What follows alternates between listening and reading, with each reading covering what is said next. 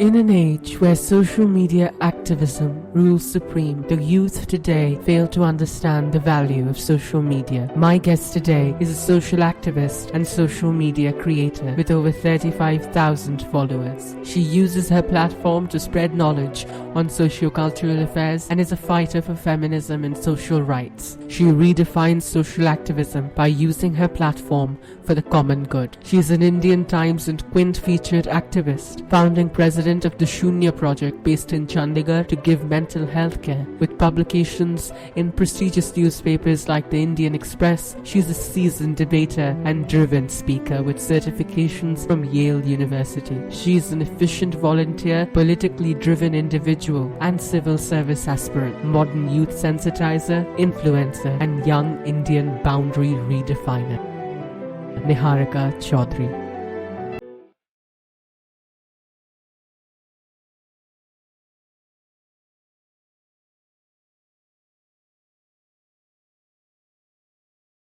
Hi, thank you so much for joining us today for the interview. Thank you for having me. It's an honor being here and having this conversation with you.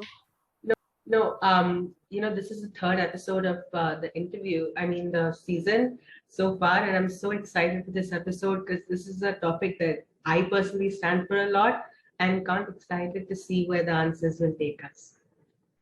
Let's do this. Yeah. So jumping right in, feminism as a subject is such a broad topic, but there are many sub-movements and sub-genres of feminism. What do you think is most relevant to women in India right now? I think you're right, number one, that it is a very broad topic.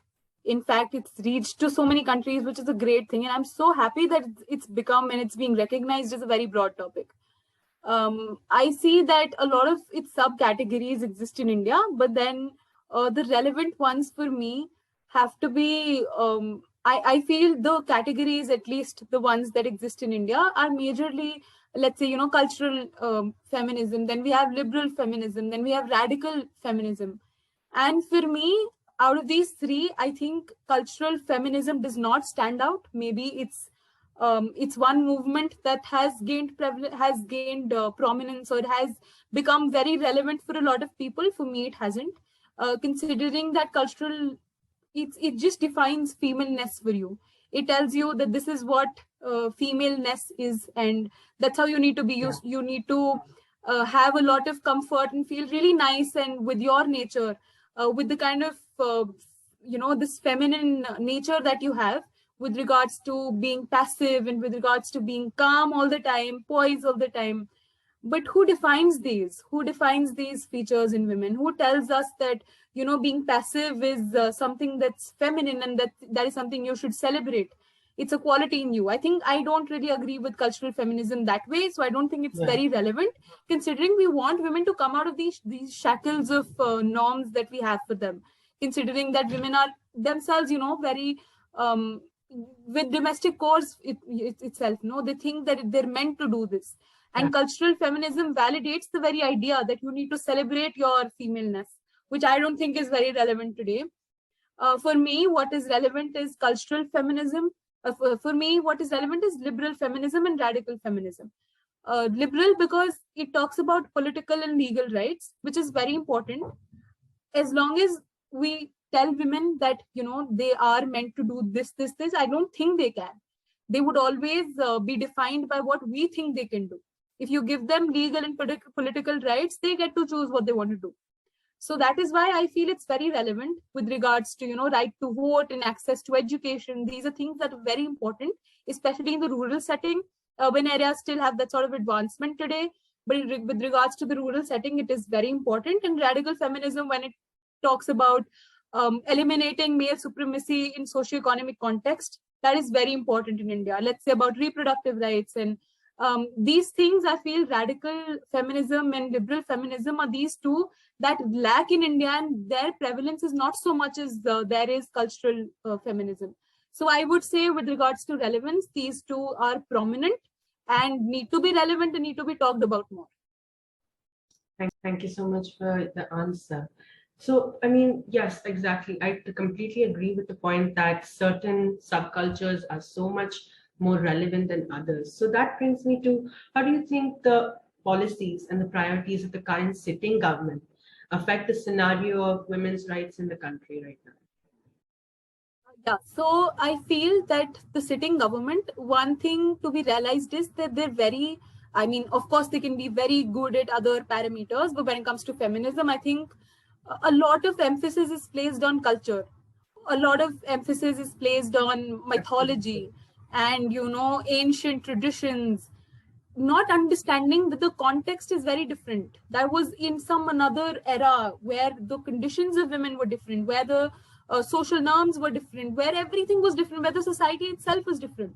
And now with the advancement and with women realizing that they actually deserve equal respect, today when people have realized, okay, manusmriti is not so much in trend as it was back then, people realizing that times have changed, social realities have changed, still placing that sort of emphasis on culture, even if culture is very rich in India, but then to not consider that times have changed, but you still do not want to change the very social reality that's changing. I think that is the bad part, and that is where we consider how this entire thing needs to change, and the emphasis on culture is where we talk about its richness, but not sticking to the very same idea for so long, and not realizing that women have now come up and talk about their rights and stand up for what they deserve. Let's say basic respect and basic right to practice whatever the male counterparts do.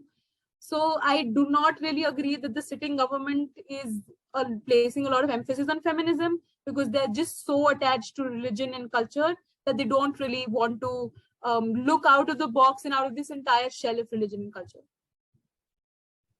Yeah. So that brings me to, I mean, again, if the priorities of the I mean, in any democracy, if the priorities of the voters isn't necessarily being met by the government, they will take to the streets, they will take to their rights of demonstrations. So in that way, activism has taken such an expansive approach. I mean, people have become, especially in India, they have so many modes through which they express themselves. And when it comes to women's rights, how do you think social media has helped? Globally, let's just not talk about India alone. Globally, it has helped so much. Now, I wouldn't have ever known what's happening in Iran had I not received that information from social media. And then that movement would have not come to light in India had women from Iran not talked about it on social media. So this entire awareness, the entire chain of women being a global community and standing with each other, for each other, empowering each other, and talking about rights collectively has happened only because of social media, not anything else. I wouldn't have ever known, the very same thing. Yeah. So with regards to India also, now it's not, I mean, I don't have an example in mind with regards to women's rights, but since a very recent example, I remember reading about mental health, and which was also a taboo. No, it's still a taboo. It's not like it's gone anywhere.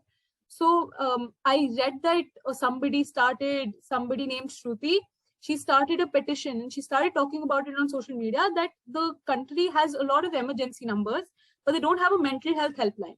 Yeah. And that's when she talked about it on social media. And then other people started, resonating with this entire idea and thinking, okay, yes, she's right. Let's support her with this.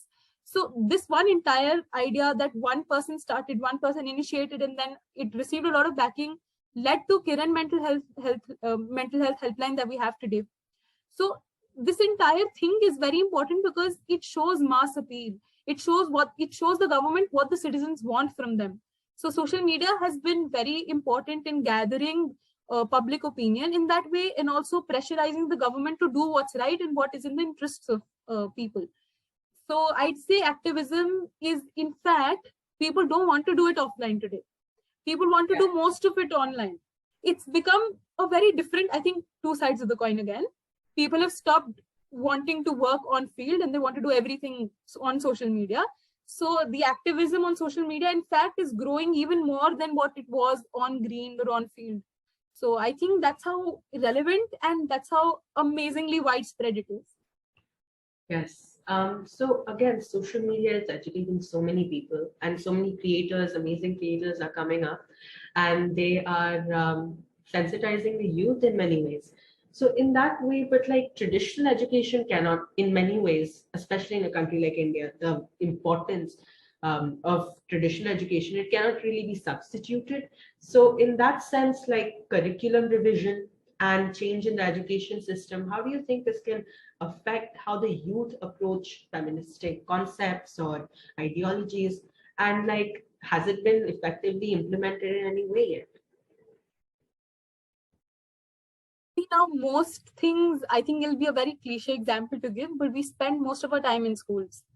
At least for, I mean, I don't want to count how many years, but we spend most of our times in education institutions. So that's why we receive family apart. We keep family aside. Then it's just schools we learn so many things from, our foundation and our foundation of values especially.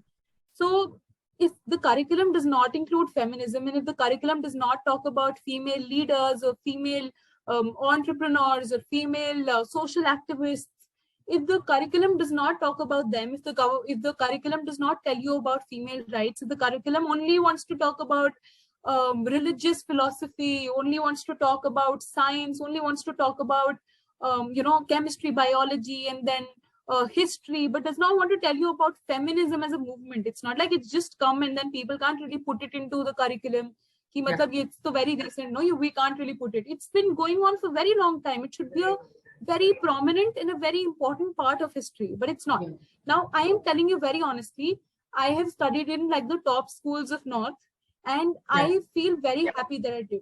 But even before this interview, when I was thinking about this, and I was, in my head, I was revising what all I knew, I had to really search all of these things on Google to know what are the various subcategories of feminism. Wow. Which is so weird. I did not know about them in detail. And I should know about the philosophy, I should know about the philosophy of every single subcategory because it's so important, especially as a woman. It's so important for me to know. But I don't, because at least till class 12, I was never told about it. I did not have one chapter talking about feminism. I had chapters that talked about women and politics, and which was great. Thank you for telling me that. But there were just 1-2 women highlighted every single place, and every single chapter had to be about them because those were the only examples they had for women in politics. I don't think they really show that women have been excelling in every field possible, and that women deserve equal rights, not because they're somebody's sister, somebody's daughter. They're just basic humans. I mean, basic respect every human deserves. So these things, I don't think the curriculum tells, and it has not been implemented. I mean, it's to be implemented when there's a policy like that. There's no policy like that. I don't see it being there, at least in India, which is one thing that I feel needs a very huge curriculum change. And I am hopeful that the feminist movement really, spreads so much that the curriculum change is also brought about by that. Yeah, and, I mean, of course, it needs to change because people, especially as you said, girls in particular, need to be told about their rights because very often we hear about so much, but it's just in history books still, even most of it's just men. And that brings me to sanitation and hygiene of women, which is such a kitchen table issue, but somehow in India it's not anymore. Nobody talks about it openly. And I think that has also become kind of ironic that it doesn't get talked about when it should be. And what do you think holds us back from talking about these issues politically?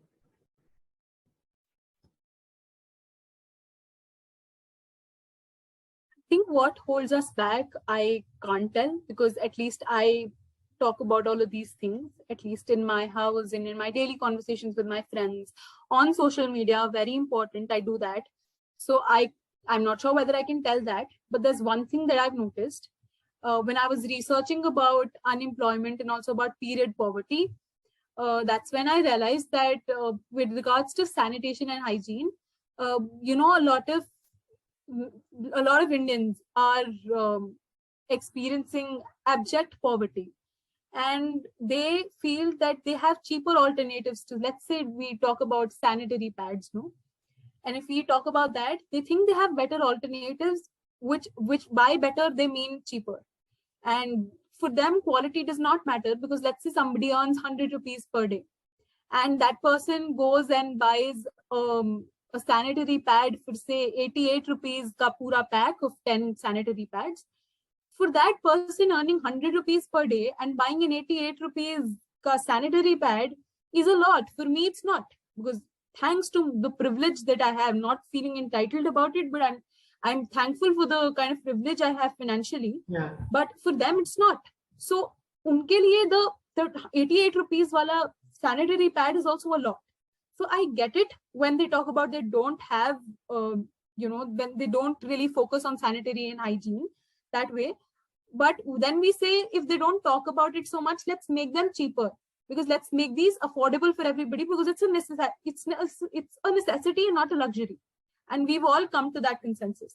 But then we say, okay, maybe the people, the policy makers should do something about it. But then we recently read about a news where an IAS officer told a girl asking why we do not have sanitary pads available at reduced prices, and the IAS officer replied by saying that aise to you would ask for everything for free.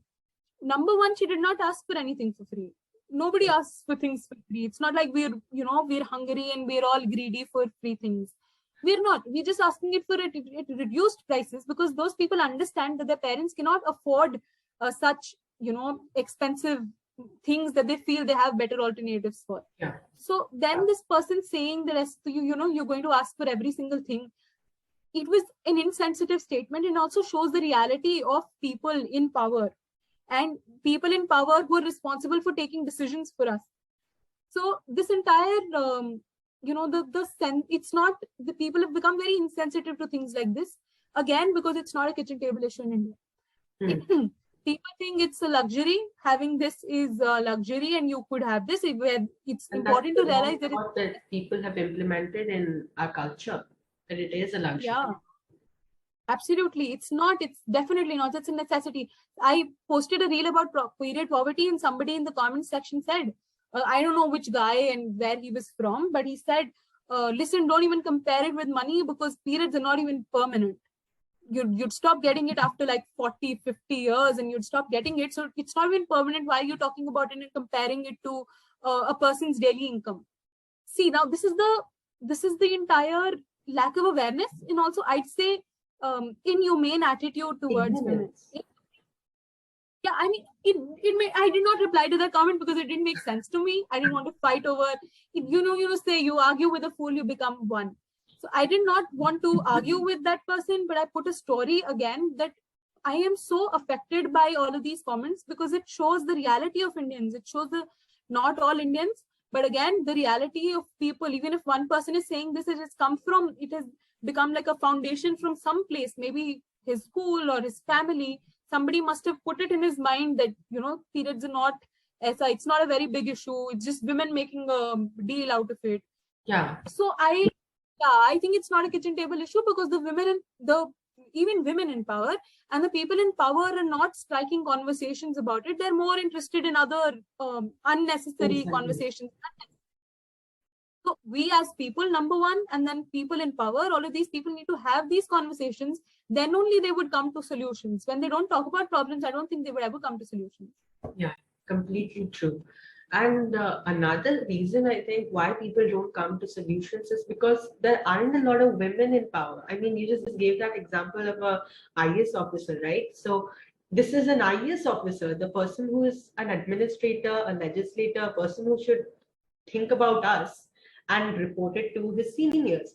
But instead, he wasn't. So India has a huge underrepresentation of women, not only in the judiciary, but in the legislature and everything. And how do you think that the participation of women can affect judicial and legislative interpretation and the way we work in a government really? Since we're talking about women's rights, we understand, now the fact that I'm talking about say periods is because I personally experienced this, and I can tell better compared to a man who only knows the experience of what a woman goes through and only knows about it because he's heard it from somebody. I feel it, so I know better what all I go through. So I would also understand when with exceptions of this IAS officer that we're talking about, and then I'm sure there are other exceptions. But if a woman is telling me about her struggles with periods, I would understand better, because listen, I resonate with your struggles, that way I totally get it. So when women are in power, they understand women's problems better. And that is why it's important to have that representation in parliament, because laws based on, laws on women, laws to protect women, all of these can be better made by women, at least when they have a say in decisions made for them. So this is the sole reason why I think that even in judiciary and legislature, executive, women are very important. I'm so proud that the president of India is a woman, because I can tell that, it will affect decisions. And I'm so proud that we have women like Mawa Moitra in the parliament, who speaks for women, who knows, that she understands the struggles of women. And it's very, very important. I read about this recent example of Scotland. Scotland made period products free for everybody in the country, which was like a huge step. And this was taken by a woman named Monica Lennon, if I'm not wrong. I don't really remember the surname, but it was Monica.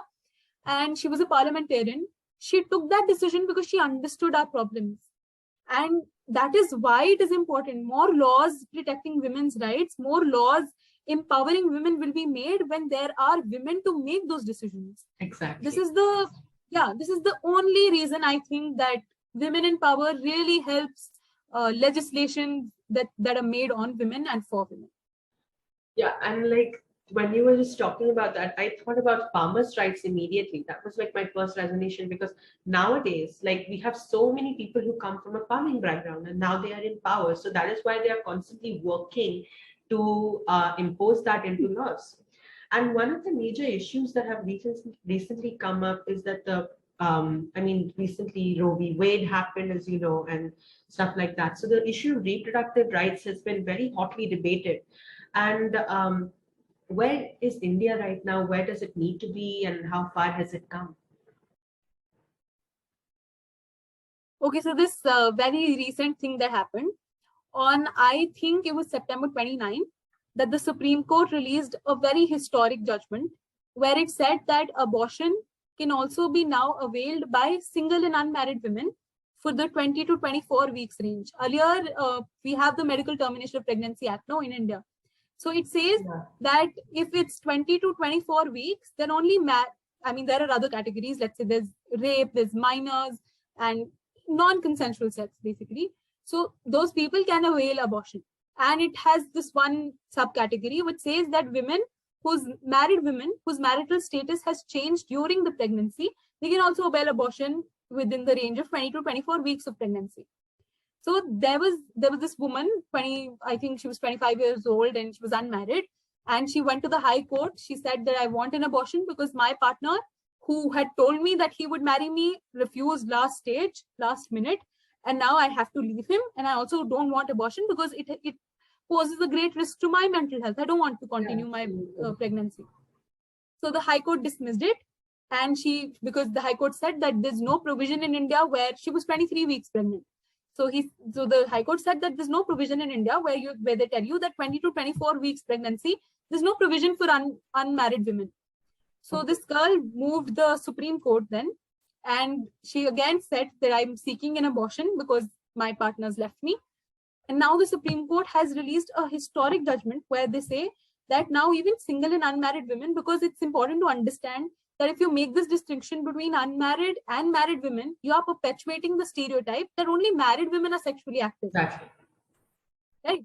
So this is one historic judgment. Now they have legal and safe abortion for single and unmarried women also. So I feel these reproductive rights that we're talking about, India is, even if it's slow in the progress, it's still going there. It will reach there in some time. Yeah, it's just because we see many countries coming back. Yeah, and I am happy. This is a historic judgment, and I'm so happy that we are at least going forward. We're not going backwards. So the progress is slow, but it's still there because there are feminist movements happening, and there are women like her who are not just discouraged by the High Court's decision. Okay, now they've denied. Okay, I will continue my pregnancy. She knows that she has her rights and that she can also move the Supreme Court and fight for her rights. So that is how the importance of these things are, and that is how I feel India is at least moving forward when it comes to reproductive rights. Thank you. I guess this is the ultimate question, which everybody who came to this interview must be asking, is like, for such a long time, women, I mean, literally, women in the census, wherever you see, women are the other half of the population. So, in many ways, they are literally, they make society. So, the question is, when will they lead it? I guess we are all waiting for that time. And when will that change happen? It's a beautiful question. It's so relevant to even question this and like to know answers about it. I'm sure people were waiting for this. So, Yeah. Women definitely make society, and when are they going to lead it? I know you expect a long answer for this, but I only have one thing to say. I think it's only when they realize that they can. Um, there's no other answer. They definitely can, but it's just that That you keep internally. feeding it. Yeah, you keep feeding it in somebody's brain that you can't do this, you can't do this, you can't do this. This person will start believing that this person cannot actually do anything. And the moment that person realizes again that this was just fed in my brain, it's not like I lack the capability to lead, it was just fed in my brain that I cannot lead. So And that you is how became the patriarchy engineer works. yourself. Yeah. You keep conditioning women in a way that you keep telling them that you're supposed to be passive, you're supposed to be submissive, you're supposed to say yes to everything, you're not supposed to be assertive at all. If you are assertive, you are just questioning for no reason. What is this new thing that's going on? Women detected, opinion rejected. This one, yeah, even I have those comments under my posts. They're like, women detected, opinion rejected, and then women with that coffee. These are very subtle, they call it humor. It's not humor, it's not funny. It's not So funny. yeah, it's just fed in my brain. Even I've recently started content creation where I talk about social issues. And when I do it, a lot of people in the comments, like this one person said, shut up and go do dishes. And Okay. it's an insensitive comment, but I laughed it off. And I wrote a funny reply because I didn't really feel like arguing. I was like, okay, this person has a very stupid mindset. I don't want to argue. I will just laugh I it off. use it for entertainment. Yeah, I will use it for my entertainment. And I did. I posted it on my story and I made a joke out of it. I was like, it's okay, you can write whatever you want, but not everybody is like me. No, like it's not credits to me, but it's just because of my upbringing. My parents have always told me ki, haan, matlab, you can lead, you can do whatever you want. But people, a lot of girls, when men keep telling them and keep feeding in their brains that they can't do anything, they will start believing they can't do anything. Yeah. And this is where it's important to tell them that they can do every single thing that their male counterparts can and cannot. They Yeah. can do better. And it's You like know, so a culture, even like a culture tells us that we can't. and like you're so expected. If you don't marry, if you don't become something, if you don't do well in your career, then okay, you are destined to become a housewife. That's the thing. It's being fed in your brain that Yeah. this is your duty to do. Although housework and how being a housewife is a very valid work, it's also work. It's nothing that's disgraceful They or are some nothing of the that's hardest lower working than. people. And I think it's one of the hardest things to do. I see my mother every day. It's the hardest thing to do, waking up so early and making food for us, and then sleeping raat ko sabse late. I mean, even after I sleep, it's a hard job to do. But people don't understand, and then they snatch this choice and tell me what my duty is instead of me choosing what my duty is. Yeah. So it's just that women definitely make society, and the answer to when they will make it is only when they realize that they can make it and that they can lead in whatever field they choose. That's a beautiful answer. Thank you so much for this interview. Where can the people find you? I'm sure that after watching this interview, they're like, we need to watch more of her. So where can they find you? Alright, so you can find me on LinkedIn or Instagram. LinkedIn, I'm available as Niharika Choudhary. The name you type and you'll have content creator written, so I'm sure you can find me there. And on Instagram, I have my username is Niharika Choudhary with 3 Y's. That's because I couldn't find a username on my name. So Somebody took the username. yeah, somebody know. Oh God, there's so many Niharikas. I've become tired of changing my username.